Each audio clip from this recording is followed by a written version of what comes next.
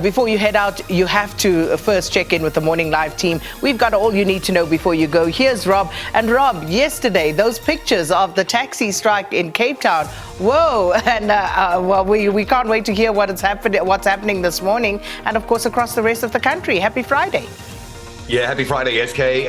Happy Friday, South Africa. Dramatic scenes yesterday in Cape Town. What we're going to do this morning is just run you through some of those and just give you an idea of the impact of what Cape Town commuters are going through over the next 7 days with this strike. It's not only Cape Town, it's a Western Cape. It's a Western Cape stay away called by Santaku. That's what we saw yesterday afternoon. The taxis leaving central Cape Town and heading back towards bases. It just gives you an idea of the sheer number of vehicles involved. Shortly thereafter, buses were being burnt in the younger terminus. We understand too, Golden Arrow buses were torched and burnt. And of course, that's just part of taking out additional public transport options. These are some of the scenes that we saw yesterday during the urge to get home after work. You know, without taxis, limited public transport services, and they really were under pressure. And unfortunately, it's going to be like that this morning, and it's going to be like that for the next 7 days unless some intervention is forthcoming and we get the taxis back on the road. So what we're urging